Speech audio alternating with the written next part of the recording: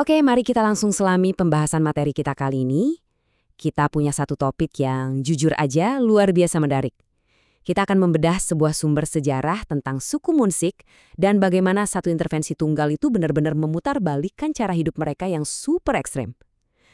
Kalau Anda suka kisah transformasi peradaban yang radikal, nah Anda pasti bakal menikmati sesi ini. Sumber kita hari ini benar-benar menyoroti gimana perubahan struktur fisik di sekitar kita itu bisa merombak total kebiasaan sebuah masyarakat. Coba pikirkan ini, pernahkah Anda tidur menggunakan telinga Anda sendiri sebagai tikar? Yah, Anda nggak salah dengar. Ini bukan pertanyaan jebakan atau kiasan loh. Saya ingin Anda benar-benar ngebayangin sebuah skenario di mana Anda harus ngandelin anatomi tubuh Anda sendiri, yang ukurannya raksasa pastinya, cuma buat jadi alas tidur demi bisa bertahan hidup. Kedengarannya mustahil kan? Tapi, percaya atau tidak, inilah realitas harian yang dicatat dalam sumber kita tentang suku purba ini, jauh sebelum mereka kenal yang namanya konsep tempat tinggal. Bagian pertama, kehidupan ekstrim suku Munsik. Sekarang, mari kita lihat lebih dekat realitas primitif dan keras yang harus mereka hadapi tiap hari, sebelum ada bentuk perlindungan apapun. Teks sumber kita ini menjelaskan dengan sangat gamblang betapa brutalnya lingkungan suku Munsik. Bayangkan sebuah daratan gersang yang terus-terusan dihantam sengatan matahari yang luar biasa terik. Dan yang bikin makin parah, sama sekali nggak ada pepohonan di wilayah mereka. Nol. Karena mereka sama sekali nggak punya bangunan atau tempat berteduh, tebak apa yang mereka lakukan?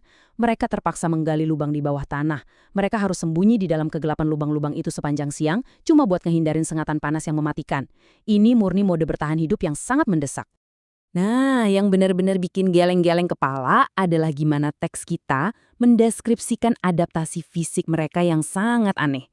Karena dunia mereka sama sekali nggak ngasih perlindungan yang layak, tubuh mereka beradaptasi dengan cara yang luar biasa ekstrim. Suku Munsik ini sangat bergantung pada keunikan fisik mereka. Mereka punya telinga yang sangat besar. Jadi, waktu tidur, mereka pakai satu telinga raksasa sebagai tikar atau alas dan narik telinga satunya lagi ke atas tubuh buat dijadiin selimut. Gila kan? Tapi ini adalah bukti nyata gimana sebuah populasi yang nggak punya teknologi perlindungan paling dasar sekalipun, secara harfiah harus ngandelin tubuh mereka sendiri buat ngelawan alam. Bagian 2. Intervensi Raja Zulkarnain. Ini dia momen katalisatornya. Disinilah narasi bertahan hidup yang serba mendesak tadi mulai berubah jadi sebuah kemajuan yang stabil, yang ngebangun pergeseran paradigma yang masis banget. Teks kita merinci 3 langkah krusial. Pertama, suku Munsik ini akhirnya memeluk keyakinan dan beriman kepada Allah. Nah, keyakinan inilah yang memicu tindakan berikutnya. Kedua, ngelihat hal ini, Raja Zulkarnain ngambil tindakan nyata yang sangat krusial. Beliau merintahkan pasukannya buat ngebangun rumah-rumah untuk kaum Munsik. Dan yang ketiga, hasilnya adalah perlindungan yang layak akhirnya terwujud. Untuk pertama kalinya dalam sejarah mereka nggak lagi dibiarkan tanpa pelindung. Bagian 3. Lahirnya masyarakat yang terorganisir. Konstruksi fisik dari rumah-rumah ini ternyata dampaknya luar biasa.